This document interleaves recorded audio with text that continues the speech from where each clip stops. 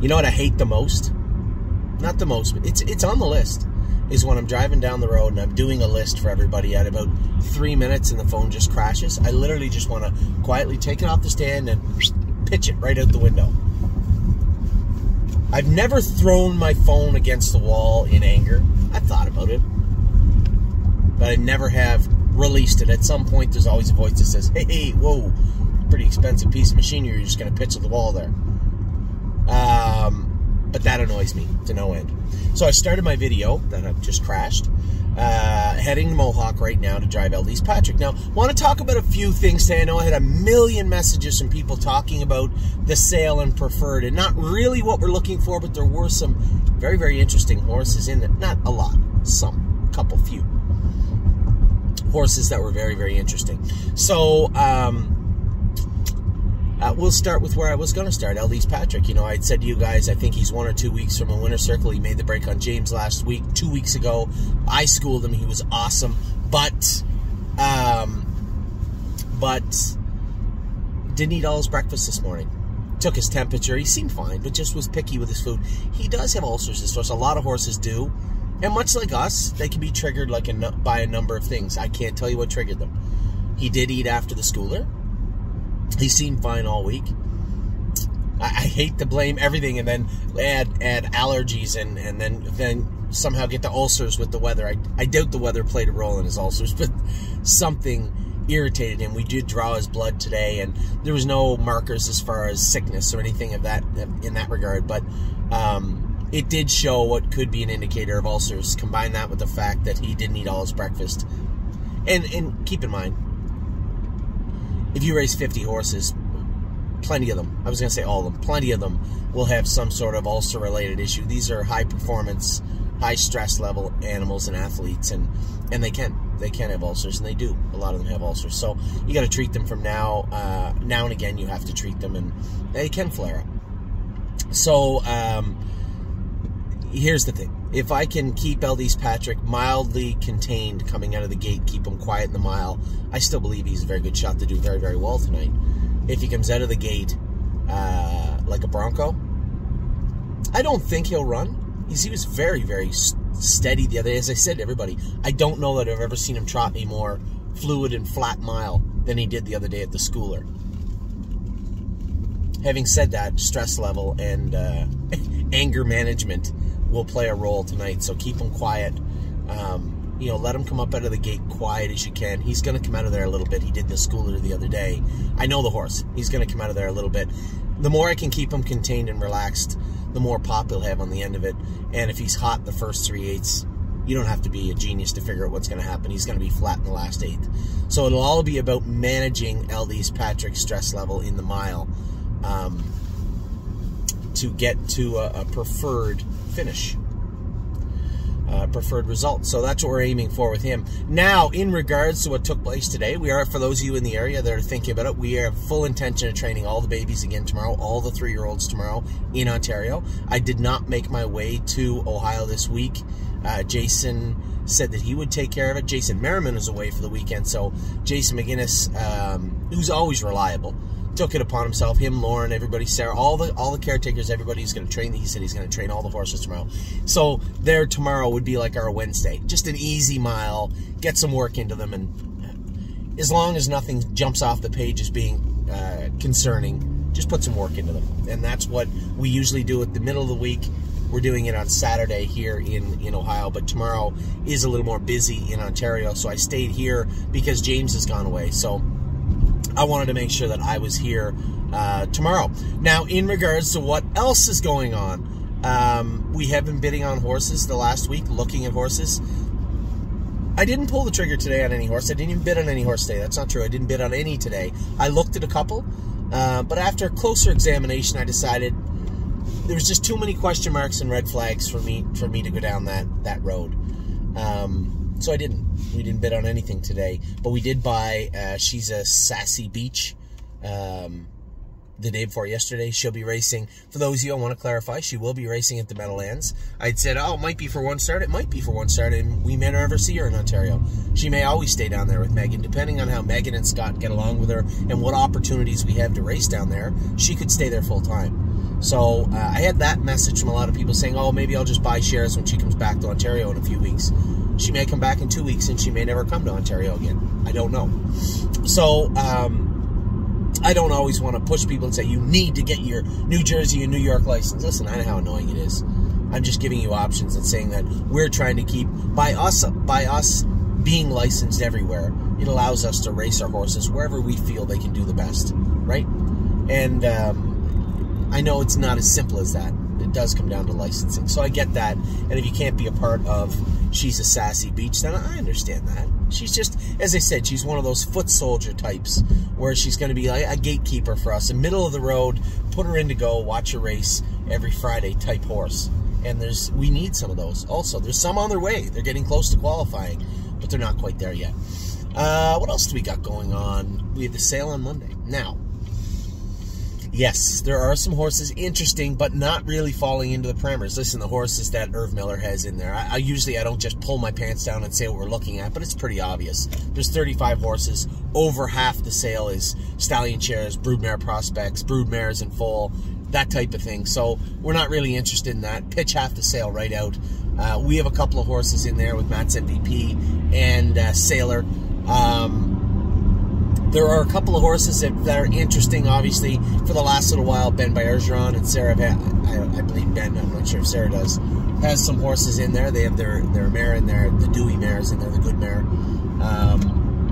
They also have a horse that they picked up in Harrisburg, and I don't really know the story behind Talismano, I think his name is. I don't think they paid very much for him in Harrisburg, and I'll take a look at him and ask around, but he's not on the top of my list of horses that really intrigue me. The two horses are Irv Miller's horses. Now, the rub on Irv Miller's horse, I don't really understand it. They arrested them, kept them, and then put them up for sale as they brought them back in. Those horses, I spoke to Irv this morning via text, and he said they'd just come back in. So they've just begun jogging like Nothing But a Dreamer or Crantini, or like they've just come in, which I thought is kind of odd timing. I get it with the horse that made 600 and some thousand and finished in the top 2, 27 out of 28 starts. Here's the scoop. If you can't do it in an open, where are you going to race him? There's nowhere to go with him. So maybe they don't want to gamble because the horse is probably worth on paper. Again, I don't want to try and price somebody else's horse, but worth a considerable amount of money. But you have to take at least 20% off for training the horse back. You're going to have to put at least 10 grand into that horse, train it back, hope it doesn't get injured, and then see what you have. If that horse, the Pondo horse, can't do in an open, I find it hard to believe that, you know, maybe he could fit it. Maybe the horse is a really nice horse. He made a lot of money, but it was all regional. In fact, I looked and he was always favored, and then one start stuck out, 8-1, finished like 6th. That was a Grand Circuit event. So a regional Indiana bred trotter, rested at 3, brought back at 4. They don't want to, obviously, they're there trying to cash out, but I don't understand the timing. Why not just wait till the horse is qualified if you have that much faith in the horse? So I'm sure there's a wonderful story. Somebody said, oh, they're probably lame. They're not lame. I don't think there's anything wrong with the horses. I think they're arrested, honestly. I think they were brought back, honestly, but they're not ready to go, and they're not going to be ready to go. So, again, it depends on what you want to do. For those of you out there looking for a high-end horse that we can drop in the box, as I said, this isn't them. You know, there's a couple other horses that have been racing and are racing, but, you know, I watched a couple of the videos, and there's always concern when you're buying horses virtually sight unseen. Sure, there's probably no horse that's ever offered that I don't have or know somebody connected to in some way, shape, or form. And we can get info, and we can get videos, and we can get, you know, we can get the background on the horse, but I still don't, you know, it's not like being there and putting your hands on the horse. So for Irvs too, sure, I like them, but are they what we want? I think I can make an argument either way. We always need good horses. And as we get Nothing But a Dreamer and all those good horses we had ready to go, there's nothing wrong with having the Pondo horse if we can acquire him. But I know there's a reserve on him, 100%. I have a sneaking suspicion I know what the reserve is, and I'm not willing to pay that on him. At all.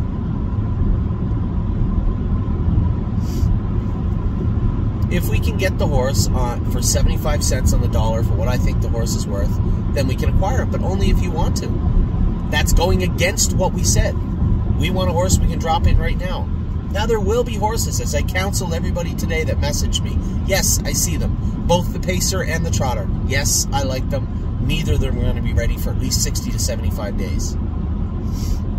Now, as we get closer to February 15th, I would bet any one of my fingers or toes that there would be some quality horses prepped, ready, qualified, and end up on gate or shopped around by private brokers.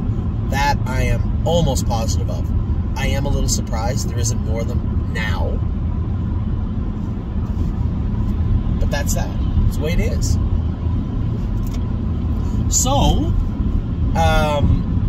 I guess it's an open message to you, all our clients.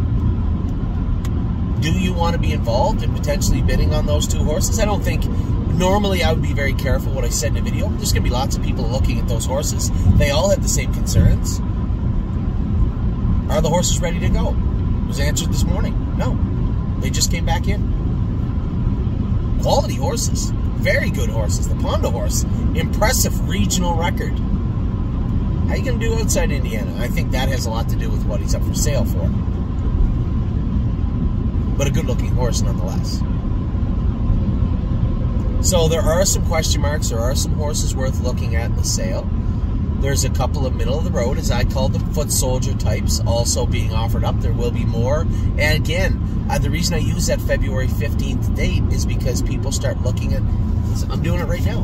I'm bringing my iPad to the track tonight to finish up my staking preliminary list. Then I'm breaking it down. I'm going to crunch the numbers, see if there's some horses. Because every time we do this, there's like 11 that we pay into the Breeders' Crown. And somebody said, well, you can't possibly pay 11 in. We spent $2.3 million on yearlings. We have 60 of them. Paying 11 of them in, I don't think is that bad. So we'll see. We'll see. But I am going to try and pare it down, look at it again, step back. You know, again, there's many of you that are very understanding of how the staking works and what we're trying to do, what we're trying to accomplish. We don't want to understake them because we won't be able to sell any of them, if that's the case. We don't want to overstake them. What I don't want to see is very much overlap. I'll be completely honest to everybody. Brace for Landing. And somebody said, Brace for Landing, we'll just stake him regionally. Absolutely not. That is one of those horses I am going to double down on. And if you don't want to be a part of that, I suggest you sell your shares at Brace for Landing. I believe the horse, between the pedigree, the work ethic, the attitude, the gait, and the overall ability, and he did show some ability last year. He was just very immature. I said it a million times last year. Training down into the start of his first start, even that start at the Meadows, just very green and immature. He has to mature and grow up, and I believe, hopefully, this year he will do it. And if he does, sky's the limit. We bought that horse to be a quality animal. I haven't seen anything that makes me believe he's not, and we're going to stake him as such. Same as Crantini, who I believe deserves it. So does Carter Michael Dio. So does Spitfire Overseas. So us too. I'm very aware of a February 15th date. So I think as we get closer to that date, that February 15th, you're going to see a lot of horses pop up. A lot. So the question is, do we pull the trigger on two horses that won't be ready for 60 to 70 days if we can buy them for, as I said, 70 to 80 cents on the dollar? Do we do that? Because there's nothing wrong with getting them ready ourselves and racing them. I don't mind if you don't mind. You know, I might be the one paying for them, but I certainly can't. These are not horses I can float. So, by the way, just so you know, if we don't have funding in place to purchase them, I won't be bidding on them. I can't. Not these two. So, I guess that's a question we can all ask ourselves. It's easy to say absolutely, or it's easy to say absolutely not. But let's think on it. Let's sit on it. Sleep on it tonight. Think about it over the weekend. Shoot me an email. Let me know what you think. But there are two horses that are going to be a little higher quality animals. They're going to be 6 figures for sure. Both of them. 6 figures plus. There are some other horses in the sale. But as I said, yes, we are on the same road that everyone else is. We want to have some high quality horses right now. These guys aren't ready for a little bit, but they are high quality. They will be ready at some point. Is that enough for us or not? To each his own. So, drop me a line and let me know what you think. As I said, I'm pulling into Mohawk right now Gonna go race LD's Patrick. I'm hopeful that he'll race great tonight, but I can tell you going into the race, a minor issue. He did exhibit signs of ulcers today. Didn't eat all his supper last night. Picked away at his breakfast. Picked away at his lunch when I was there. He was feeling good when I left. How you doing, sir? There you go. Take care. Picked away at his lunch, but he was happy. We gave him hay and he ate all his hay. It's not perfect. Certainly not enough to scratch him, but certainly enough to give me pause. So with that, I'll let you guys go. We got a couple of things to look at. Hopefully I can get Patrick around with some good results tonight. Hopefully. I'm going to finish up my staking while I'm waiting for the race upstairs. I'm on the P's right now, so I'm getting there. And then we can do some more talking about the Monday sale at Preferred also. So with that, I'll let you guys go. I'm here. Wish me some luck. Take care.